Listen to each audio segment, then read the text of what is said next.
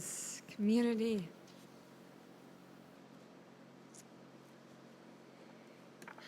Every year on Yom Kippur, I have a tradition at this point of making a special welcome.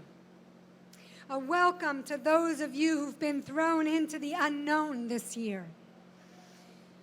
Those of you who've gone through loss, a diagnosis, a life transition, a major change.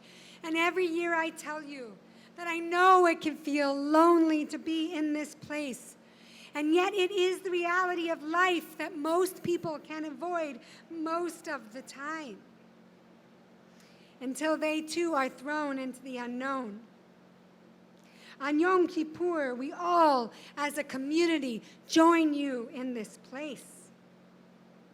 On this day, our tradition elevates, holds up the unknown, the loss, the uncertainty. Our prayer reminds us over and over, who shall live and who shall die? Our Unatana Tokef prayer asks us. And this year, friends, the special welcome is to everyone. This year, friends, we've all been thrown into the unknown, into the profound unknown. The special welcome tonight is for all of us. Welcome into Yom Kippur. Welcome into the unknown. It is here every year, in every century, in every known that our people, unknown and known that our people have found ourselves in. Every day, every week, our tradition is telling us that in this ancient path, we know the unknown. We know times of plague. We know times of reckoning around our health, around our government, around democracy. And this year we find ourselves in so many of these reckonings. Health, economy, reckonings around racism and patriarchy and democracy and our climate and our survival. And our uncertainty. You are not alone in this place. We join each other tonight. We feel the loss and the uncertainty and the grief together tonight. There is so much loss. 5780 has been a year of incredible loss, and it continues into 5781. 200,000 people have died just in our nation alone of COVID. 200,000 people. It's about 1,100 people a day.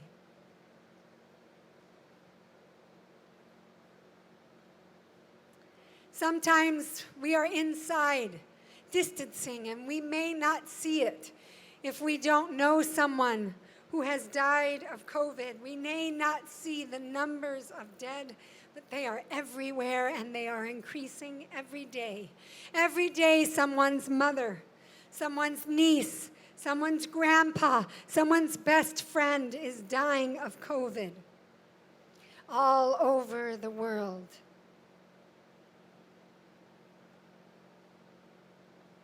So much loss. We are also in a moment of remembering the grief and the loss that is at the foundations of our nation. The grief of the millions of Africans brought to these shores in chains, and the violence and death of so many means that have come to their children, and to their children, and to their children. The foundations of our nations in that grief and loss, and the incredible grief and loss of the indigenous people of this land. who through disease and virus and epidemic and plague and violence and murder, so much loss, incredible loss. Tonight, we do not run from this loss and from this grief. We see it. We are here. It is Yom Kippur. The tremendous, unfathomable loss. It is so much. This loss of life is the most precious. And tonight we also acknowledge the loss, the other losses in this time.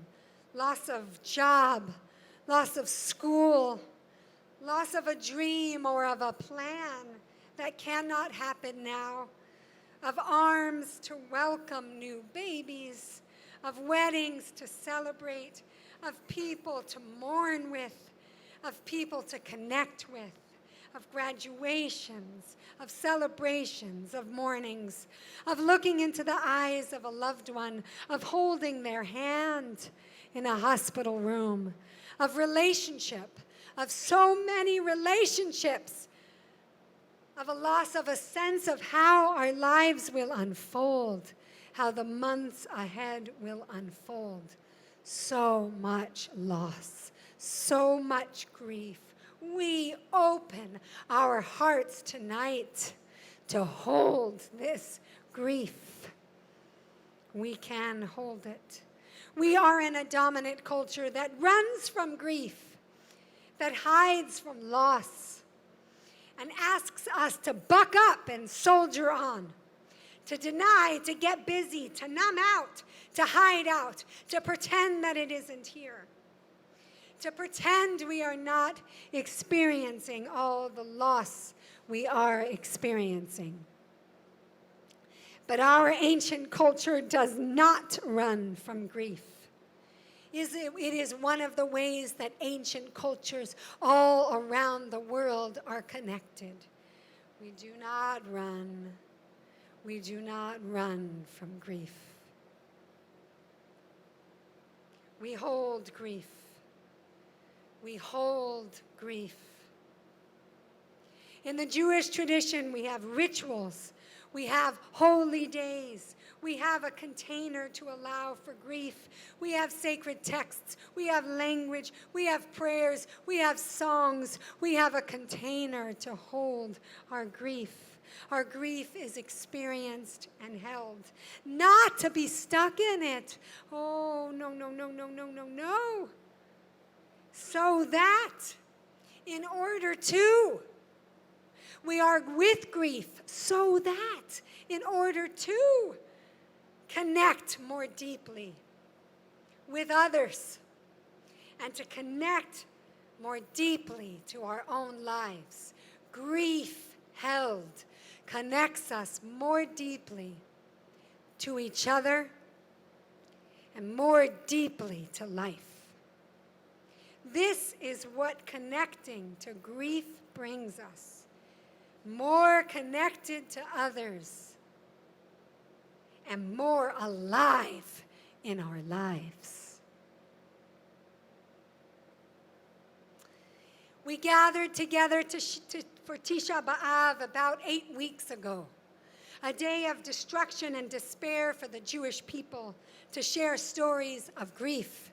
As a community, we shared our stories of grief.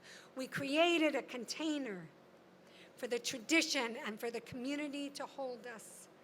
And in these months of COVID, you have come to me with your grief and your loss as your rabbi, as these times have stirred up for you new losses as well as the old losses in your life.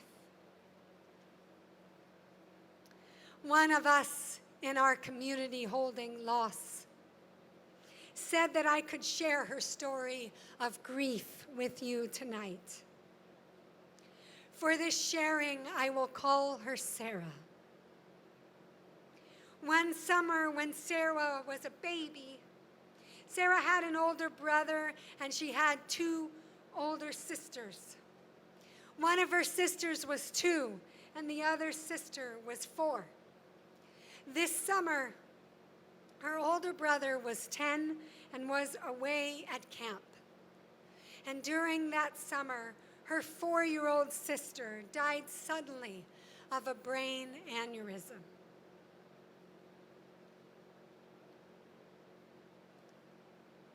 Her parents were bereft and in shock and did not know what to do. They went to their parents and asked them for help. What do we do? And their parents were so afraid for their kids and their grandkids, and they did not know how to hold this grief. And they came from a place in our Eastern European folk tradition that wanted to make sure that the evil eye would stay away and not come into the family and bring more loss and take more of the children. So they told the parents, Sarah's parents, to not ever talk about this child again. To deny this loss and to move forward. And they did. They removed all of the photographs of her, and they even cut her out of the family home movies. When Sarah's brother, 10 years old, returned from camp, his sister was gone. And there was no talking about it. She was simply gone. Sarah was a baby, and as she grew, she knew there was a presence missing from her family. She knew, but there were no words to name what it was and what the loss meant for the whole family. In his 30s, her brother came crashing in to a reckoning with this loss that was wreaking havoc in his life, this unheld grief that moved in his life in ways that were destructive and painful. He came forward to his parents and demanded a conversation about the death of his sister. It was not an easy path to go back in time and forward in time with all of the pain and the grief that had been waiting. Grief always waits for us. The path was hard, and it unfolded over years, and it was a path of healing that began to change and shift the course of the family and of their lives. And even now it is hard for Sarah when there is a death of a child in the community, as there was recently.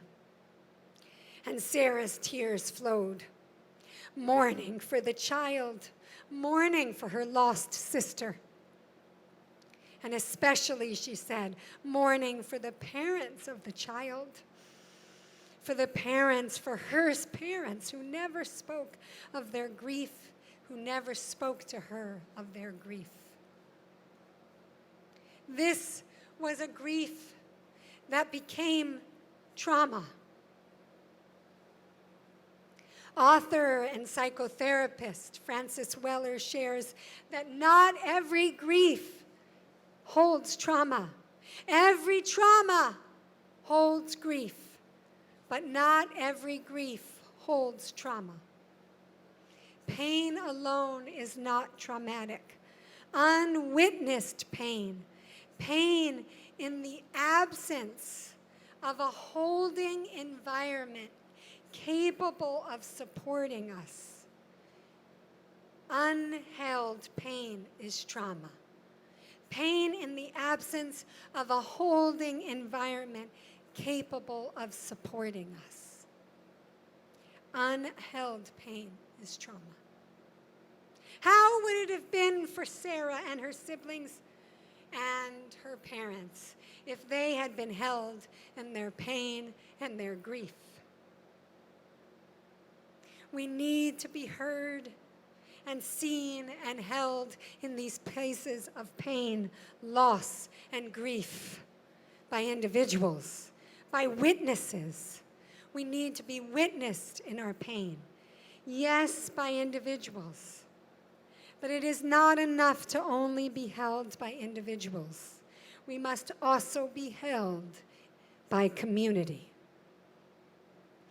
Being witnessed by a friend, a family member, a therapist is so important, and it can be so healing.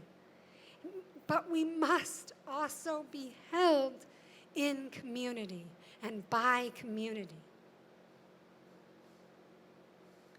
Individual witnessing is healing, but it is not a replacement for community. And this is a teaching for our ancient culture in these times. It is a teaching from many ancient cultures in these times. In the cycle of grief, we surround a mourner in our tradition with a funeral and with Shiva and Shloshim and the saying of Kaddish every day or every week in the community, being seen and held for 11 months. And beyond the first year, we have a special grief ritual and prayer called Yizkor. We will have a Yizkor service tomorrow for Yom Kippur at 5 p.m. There is also Yizkor at the end of the elevated holidays of Passover, Sukkot, and Shavuot. In our times of joy, we also make room for grief and loss and memory, not to get stuck in despair, but because making room, holding grief and loss and memory is the pathway into joy, is the pathway into moving forward with a deeper connection to life and living and loving.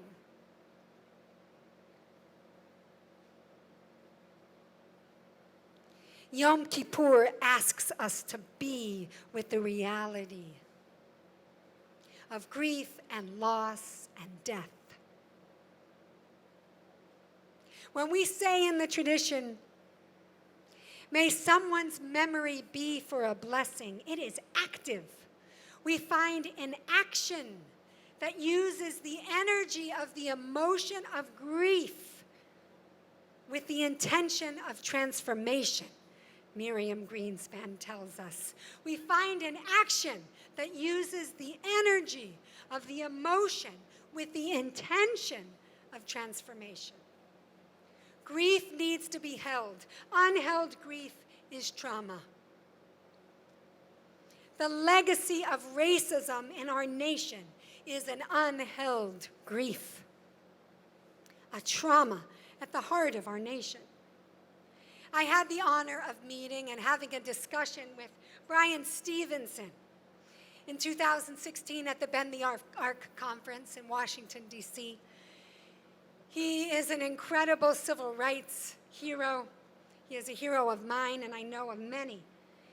His work with those on death row, and his work in his organization and his writing of the book of Just Mercy, to talk about how he helped death row inmates affected by the trauma of systemic racism get justice. He raised the idea in this conversation that I was part of with him about trauma over and over again. He shared that he was so aware of how it is unheld when he went to Berlin and he saw the markers on city buildings of public spaces in Berlin marking what had happened during the Holocaust in these buildings. And he thought, we don't have those markings in the United States. He felt deeply that unless our country looks at, acknowledges, holds, is accountable to the violence, the death, the loss, the grief, that we cannot transform unless we do that. Our unwillingness to hold this grief as a nation holds us in perpetual cycles of denial and inaction. He opened the National Memorial for Peace and Justice in Montgomery, Alabama. My hope is when COVID shifts, we as a community can go to this memorial. It uses sculpture and art and design to contextualize racial terror. It includes a memorial square with 800 6-foot monuments to symbolize the thousands of racial terror lynching victims in the United States and the counties and the states where this terrorism took place. Marking, seeing, holding the grief to move to action.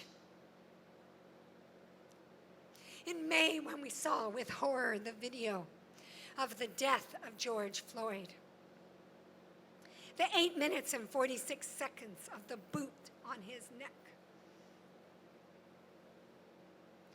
we witnessed the grief that so many had been experiencing for centuries, and the state-sanctioned police violence experienced for so long. Black and brown people led us into the streets, and for the first time, many, not just some, but many white people came into the streets seeing the grief, late in coming, but coming. I had conversations with my neighbors, talking about what was happening with the Black Lives Matter movement. A new neighbor had moved in across the street. He told me that he was a former Marine, and for the first time, this reckoning touched him in a way he had never been touched before. As a white person, he said to me, he realized it was time for him to sacrifice, to be involved in the changing of racism. It struck me, the language that he used, not to just get involved and see it, but to sacrifice himself intentionally to be involved in the changing of racism. This is what we are needing. Sacrifice, responsibility, actions. Grief makes us feel our interconnection. And when we do so, we are claimed by that grief. The grief we are going through now is staking a claim on each of us. A claim on each of us that then demands action.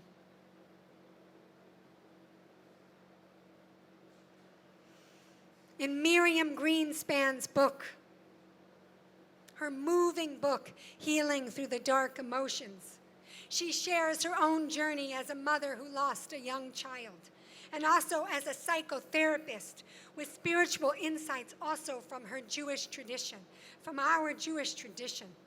She shares these 7 steps for what she calls the alchemy of grief. Step 1, intention. Do not let others tell you how to grieve. Set your own best and highest intention with the grief in your life. Set the intention of your grief and how you will grieve. Step 2, affirm the value of your grief in a dominant culture that is so emotion phobic and wants people to move on and soldier up and get on with it. Set your intention and affirm the value of your grieving. She suggests affirmations like, mourning is a universal expression of interconnection and loss. Mourning is a universal expression of interconnection and loss. Or, it is wise to feel sorrow and express it. It is wise to feel sorrow and express it. Affirming.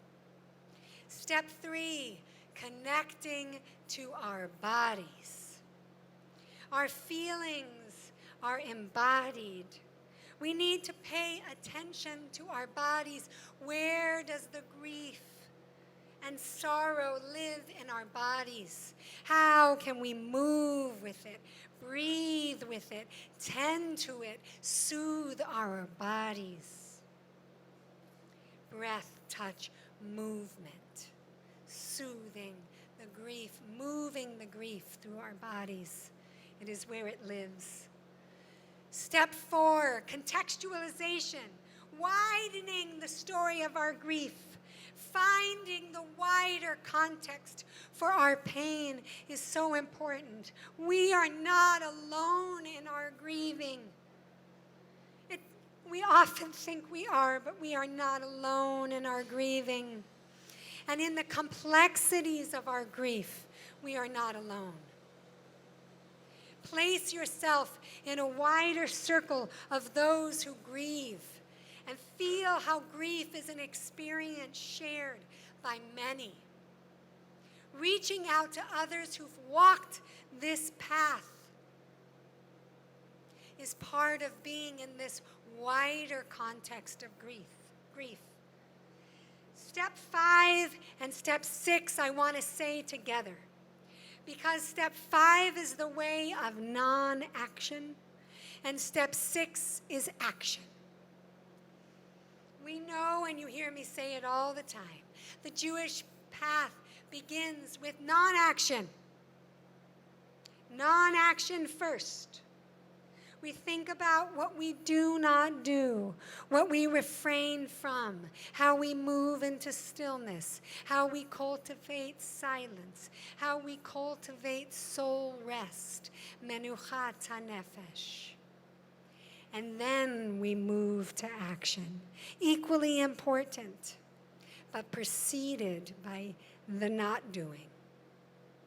Not doing and then doing. That might be a summary of spiritual practice. Not doing and then the doing. Not doing, we have a weekly reminder in Shabbat. We have quiet, we have meditation. We have cultivating stillness. And then the doing, so important. We don't just get still. We find the actions of doing and we think of this question. What are the actions that honor your grief? I invite you to write that down after Yom Kippur on a big piece of paper and post it somewhere in your home. What are the actions that honor your grief? What are the actions that honor our grief in this year? And then get to those actions.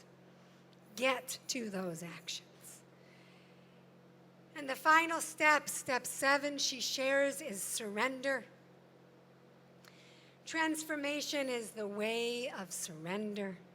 Here she elevates prayer of surrender and of giving over, asking for help and giving over to a larger whole that holds us, surrendering. The author and poet Susan Griffin writes, "At the center of my sorrows, I have felt a presence that was not mine alone. At the center of my sorrows, I have felt a presence that was not mine alone. The root of the word of grief is gravis, weighty, heavy. It is where we get the word gravitas. In Hebrew, the word kavod carries this quality of weightiness. Kavod is the midah of honor, of giving weight and honor to you, to me, to all of us. In the Torah, though, kavod is a word for God's presence. God's presence felt in the weighted presence, in the kavod, in the gravis, in the grief. We feel the presence.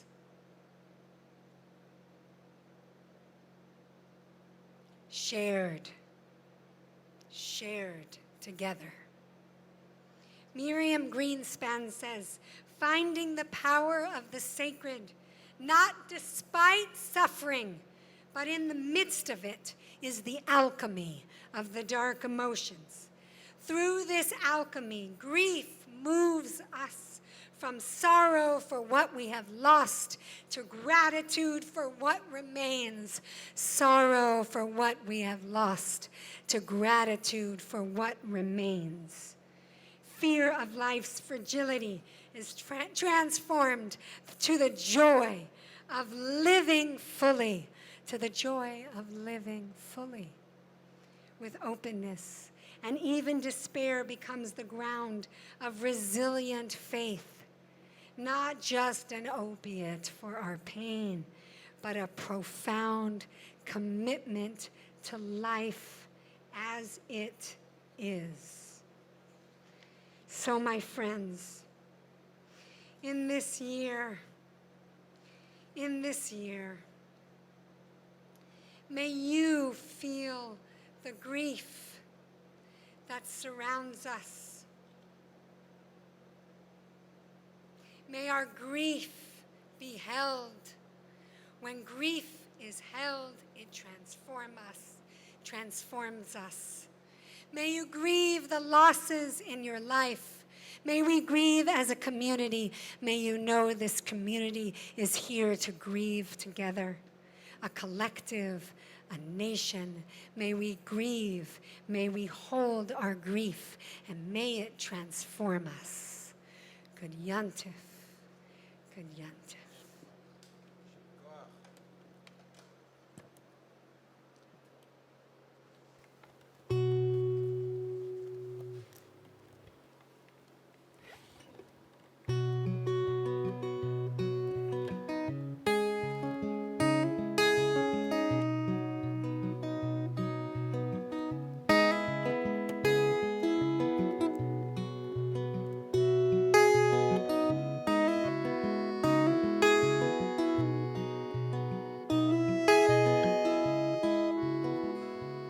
There you go, swimming deeper into mystery.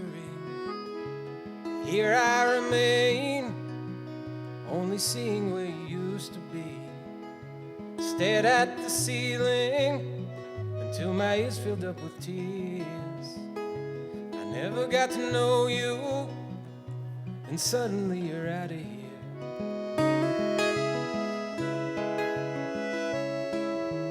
Gone from mystery into mystery.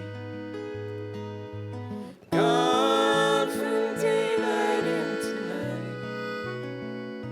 Another step deeper into darkness.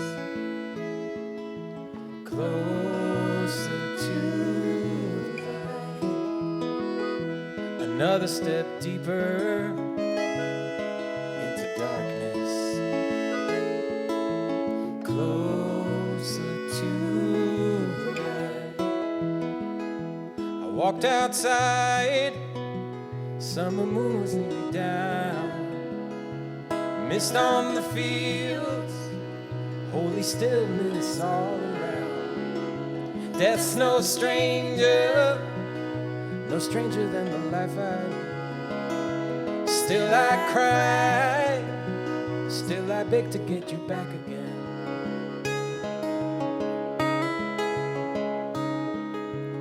Gone from mystery into mystery. Gone from daylight into night.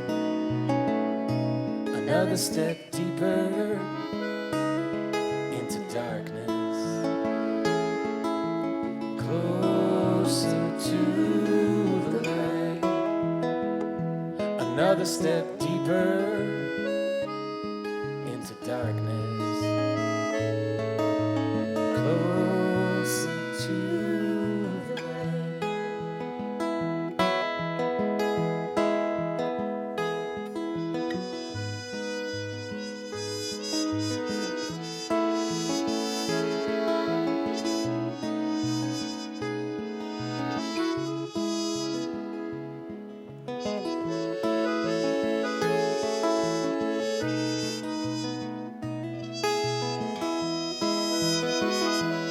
Another step deeper into darkness,